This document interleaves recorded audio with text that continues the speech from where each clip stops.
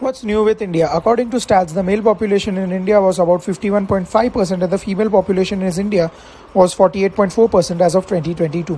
What about Indian politics? In the corridors of political power, decisions that shape countries like India are conceived and debated. Yet, while these conversations are happening, gender disparity may be reverberating across the globe. And while democracy may be seen as humanity's big step forward, the promise of equal representation still may flatter. When it comes to women participation in politics, diverse voices could lead to better policies addressing broader spectrum of social needs. And certain issues like gender-based violence, reproductive rights, and women's economic empowerment may require nuanced understanding and targeted solutions. It may be that politics in would better advocate the policies that address the specific challenges effectively. And increased female representation in politics could serve as inspiration for young women across India. It could encourage others to aspire to leadership roles and break down traditional gender barriers. And a balanced gender ratio in political decision making could lead to better governance.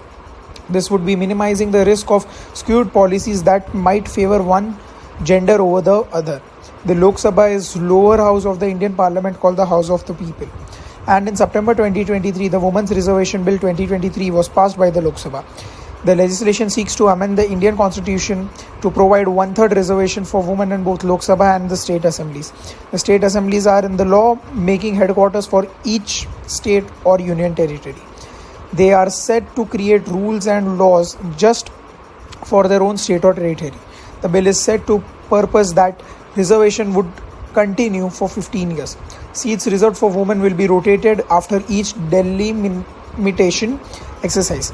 A delimitation exercise means that electoral lines are redrawn to make sure each voting area has about the same number of people, so everyone's vote counts fairly. This is done when particular population or where people lives changes a lot. The bill would now be sent to Rajya Sabha for their consideration and approval. The Women's Reservation Bill is said to have in the making for over 27 years. The first introduced in Parliament in September 1996, it had faced numerous obstacles and delays. It is said that almost every administrator since has attempted to approve it. But due to potential lack of consciousness, this may have been unsuccessful. And in September 2023, during the passage of the bill, out of 454 members present, an overwhelming majority, 452 voted in favor. The constitutional requirement of a 2/3 majority of the members present and voting was said to be met. The Women's Reservation Bill can be crucial for addressing gender inequality in Indian politics. It is said that about 15.2% of the Lok Sabha is at women present, about 82 members. The number was previously said about 4.4% in the first Lok Sabha, which lasted from 1952 to 1957. But there has been some criticism of the bill. Opponents don't argue that it may not result in genuine empowerment since it doesn't rely on a merit-based competition. But maybe the benefits could outweigh the drawbacks. How will the bill reshape the landscape of Indian politics? How can women have more prominent role in shaping India's destiny?